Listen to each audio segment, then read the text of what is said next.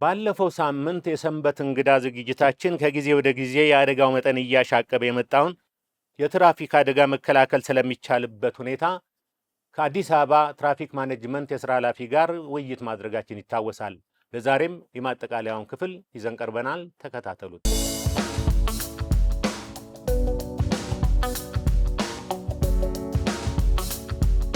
የህብረተሰቡን ሰላምና ደህንነት ለማስከበር በሚደረጉ የተለያዩ የወንጀል መከላከል ተግባራት ላይ የሚያተኩረውን ካቴና የዩቲዩብ ቻናላችንን ላይክ፣ ሼር እና ሰብስክራይብ በማድረግ ተቀላቀሉን ዘንድ በአክብሮት እንጋብዛለን።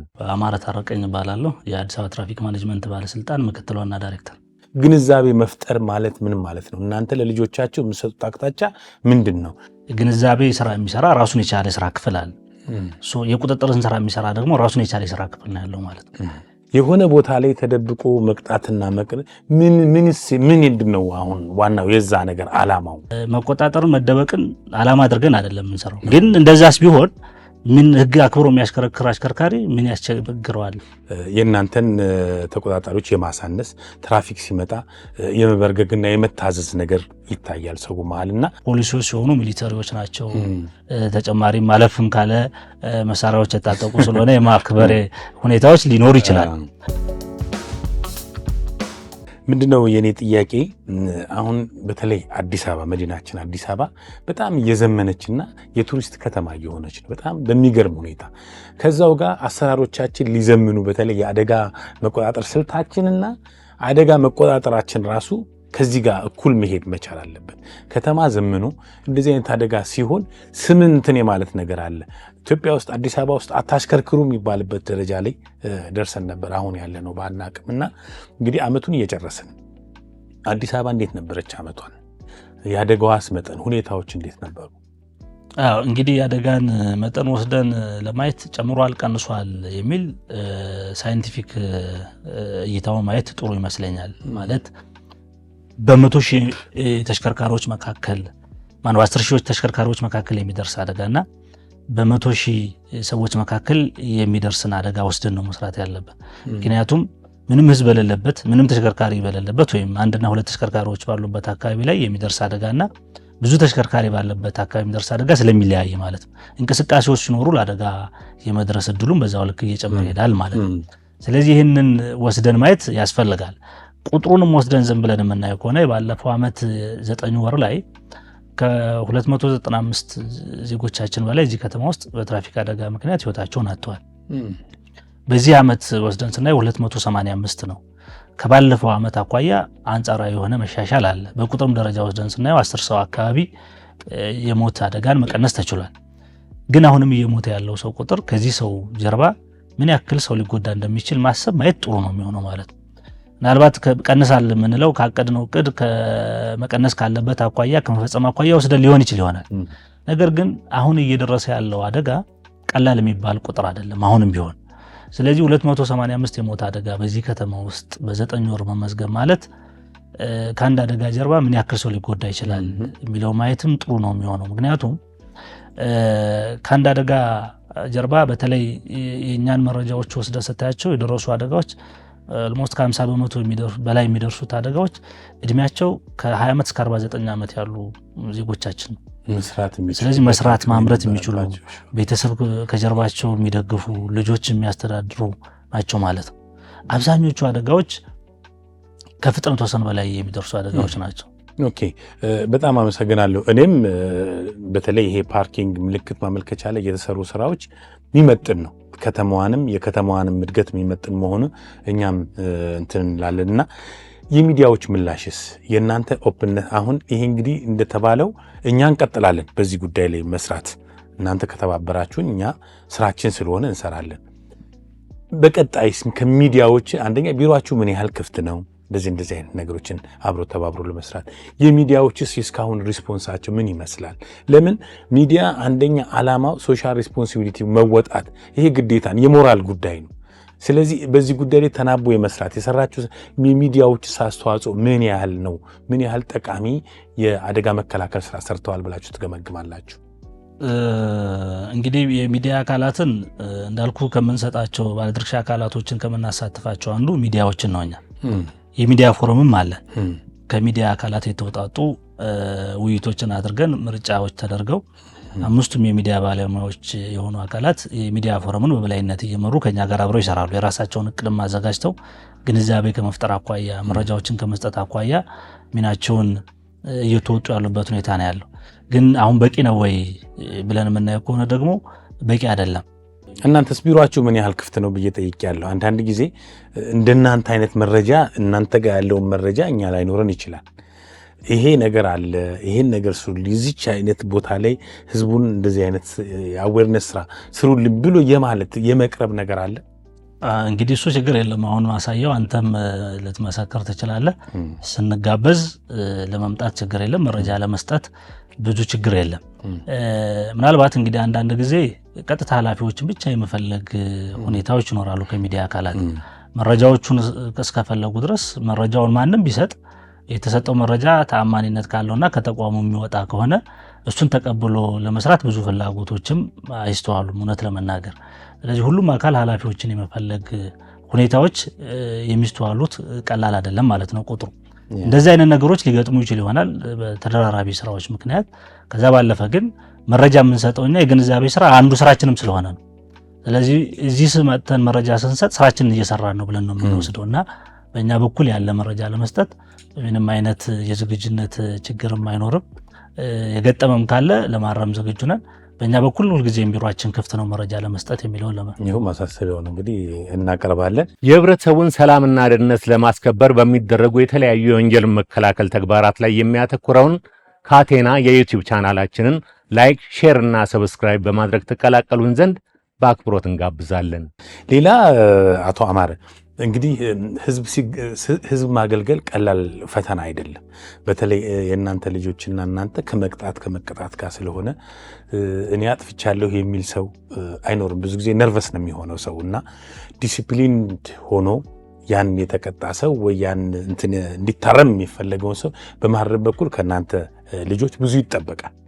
ስርዓተኛ ሆነው ህዝቡን የማገልገል ነገር እንዲያደርጉ በዲሲፕሊን የምታደርጉት ጥረት ምን ያህል ነው? አልፎ ተርፎ ደግሞ 100% ትክክል ነን አትሉም። ልጆቹ ወጣቶች ናቸው። ልክ ያ ሰው ነርቨስ ሲሆን እነሱም ነርቨስ ሊሆኑ ይችላሉና ከዚህ አንጻር እንደዚህ ህግ የሚተላለፍና የተሰጠውን ኃላፊነት የማይወጣ ሰራተኛ ሲኖራቸው ህብረተሰቡ ምንድን ነው ማድረግ ያለበት? እንግዲህ ጥሩ ነው። ቅድም ሳነሳ እንደነበረው እኛ የህግ የማስከበር ስራ የምንሰራው አሽከርካሪዎች እና የተሽከርካሪዎቻቸው የቴክኒክ ጉድለት ሲኖርባቸው ብቻ ሳይሆን እኛም ተቆጣጣሪዎች ጥፋት አጥፍተው ሲገኙ በደንብ 557 መሰረት የሚዳኙ ነው የሚሆነው ማለት ነው። እንደዚህ አይነት ሁኔታዎች ሲኖሩ አላግባብ የተፈጠሩ ጉዳዮች ካሉ የብልሹ አሰራር ተፈጽመዋል ብለው የሚያምኑ አካላት በ696 አጭር የስልክ መስመራችን መረጃ ሊሰጡን ይችላሉ። 11 ቅርንጫፎች አሉን። በ11ዱ ክፍለ ከተማ መረጃዎችን በዛ በኩልም መስጠት ይቻላል። 22 የሚገኘው ዋና መስሪያ ቤታችን አለ፣ የትራፊክ ማኔጅመንት ባለስልጣን፣ በዛም ማድረስ ይቻላል ማለት ነው። ስለዚህ የሶሻል ሚዲያ አለን። በፌስቡክ ገጻችን፣ በቲክታክ፣ በቴሌግራም፣ ዩቲዩብ መረጃዎችን በየትኛውም አጋጣሚ ማድረስ ይችላሉ ማለት ነው። እሱን የማጥራት ሁኔታ እንሰራለን። ያን ጥፋት አድርጎ የተገኘ ተቆጣጣሪ እንደ የጥፋቱ ሁኔታ የእርምት እርምጃ የሚወሰድበት ነው። ለምሳሌ 55 የሚደርሱ የእኛን ተቆጣጣሪዎች በተለያዩ ምክንያቶች ጥፋት ውስጥ ገብተው የተገኙ እስከ ስራ ስንብት የሚደርስ የእርምት እርምጃ የወሰድንበት ሁኔታ አለ ማለት ነው። ስለዚህ ህግ ሁላችንም ላይ የሚሰራ ለሁላችንም የሚተገበር እንደሆነ ብዙ አጋጣሚ ለመግለጽ ለማሳሰብ ነው ማለት ነው። እንግዲህ እኛ ይህን አጀንዳ ስንዘረጋ የአደጋው መጠን አሳሳቢ ስለሆነ ነው። እኔ አሁን የማይገቡኝ እቅዶች ነበሩ። ድሮ ይህን ያህል ሰው ሞቷል ባለፈው፣ አሁን ደግሞ ይህን ያህል ሰው የሚል ሰው 1 ሆነ 10 ሆነ 100 ሆነ አንድ ሰው ራሱ ቅድም እንደተባለው ነው እና የአደጋው መጠን ግን እንደ ምክትል ስራ አስፈጻሚ እንደ አንድ ዜጋ እንዴት ያዩታል? አደጋው ምን ያህል አሰቃቂ ነው? ብዙ እናንተ ጋር የሚደርስ ነገር አለ፣ ህፃናት የሚሞቱበት፣ እርጉዝ ሴቶች። የአደጋው መጠን ለእርሶ ምን ያህል ነው ይላሉ? ዲግሪው መጠኑ ልክ ነው። እንግዲህ ያው ሰው ስለሆነ ሰውን ቁጥር 1ም ሆነ 2 ብለህ ስታየው የሞት አደጋ ብለህ ስትወስደው በጣም ያሳቅቃል እውነት ለመናገር። ግን ደግሞ ስራ ስትሰራ እቅድ ማቀድ አይቀርም። እቅድ ስታቀድ አንደኛ ሪሶርስህን ታያለህ፣ ያለህ አቅም ምንድነው? የመፈጸም አቅምህ ምን ያክል ነው? በምን ደረጃ ነው ሁሉንም እንቅስቃሴዎች ልቆጣጠር የምችለው? ያለኝስ ሪሶርስ ምን ያክል ነው የሚለውን ግምት ውስጥ አስገብተህ ነው የምታቅደው ማለት ነው።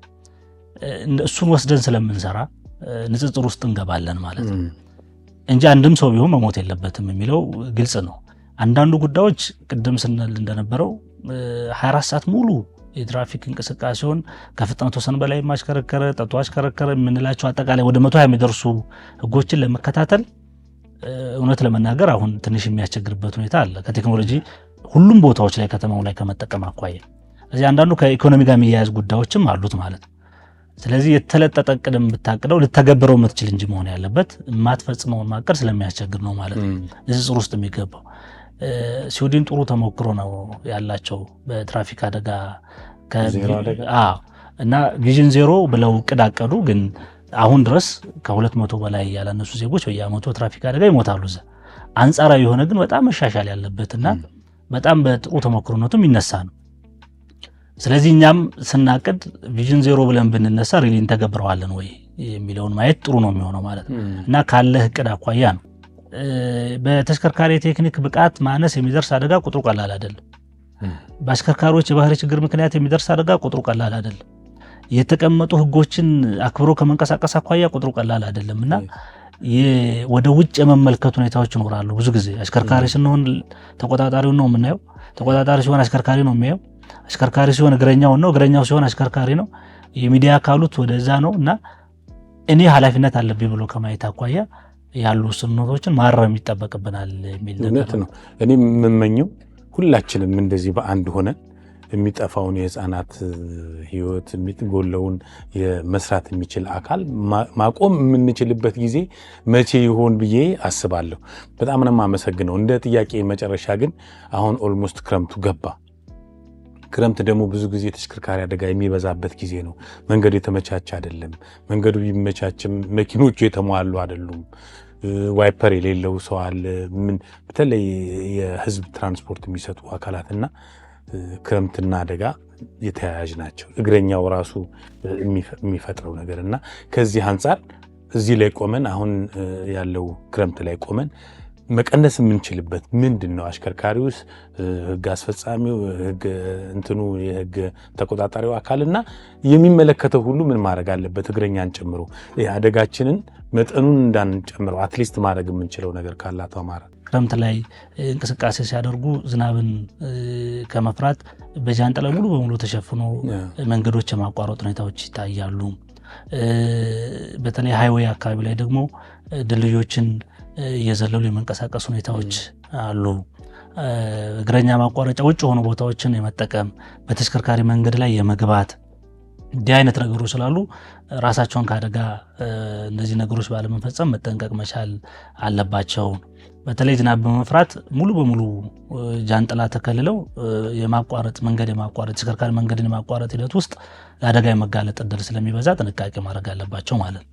አሽከርካሪዎች ከወትሮ በተለየ የፍጥነት ወሰንን በደንብ መቀነስ ያስፈልጋል። ምክንያቱም ተፈጥሮ በራሱ አየሩ በራሱ እይታን እንድንቀንስ የሚያስገድድ ስለሆነ ማለት ነው። ይሄ እንግዲህ የትራፊክ ማኔጅመንት መልእክት ብቻ ሳይሆን የካቴና ፕሮግራማችንም ነው። ለምን አንድ አሽከርካሪ ይሄን ሲያደርግ ለራሱ ብሎ ነው። መጀመሪያ ለራሱ ብሎ ነው። የአደጋ መጥፎነቱ ራስን ሰውተህ ነው ሌላው ላይ የምታደርገውና እነዚህን ሁሉ ጥንቃቄ ማድረግ ራስን ከሞት ከአካል ጉዳት ይጠብቃልና እባካችሁ ይሄን ነገር እናርጋ። አሽከርካሪም እግረኛ እንላለን። እንግዲህ የነበረን ጊዜ በጣም እናመሰግናለን። እኛ ካቴና ፕሮግራማችን ካለው አደጋና ከነበረ ልምድ በመነሳት እንደ አምባሳደር ሆነን እናንተ ጋር ትራፊክ ማኔጅመንት ጋር ስራዎችን ለማገዝ በማንኛውም ጊዜ እንደዚህ አይነት ስራዎችን አዌርነስ የሚፈጥሩ ህዝባችንን ከሞትና ከአደጋ የሚከላከሉ ከሆኑ ለመስራት ዝግጁ ነን። አቶ አማረ ካለዎት ጊዜ ቆጥበው በጣም በተጨናነቀ ጊዜ መተው እዚህ የኛ እንግዳ ስለሆኑልን እጅግ በጣም እናመሰግናለን። በሚቀጥለው ደግሞ አመት የተሻለ ውጤት አስመዝግባችሁ የተሻለ የሞት አደጋ የተሻለ አካል ጉዳት አስመዝግባችሁ ሲሆን ቪዥን ዜሮ ብላችሁ ያለ ምንም አደጋ የምንገናኝበት ጊዜ እንዲሆን እመኛለሁ። ለነበረን ጊዜ በጣም አመሰግናለሁ። እኔም እጅግ አድርጌ አመሰግናለሁ። ክብረት ይስጥልኝ። ታንኪዩ።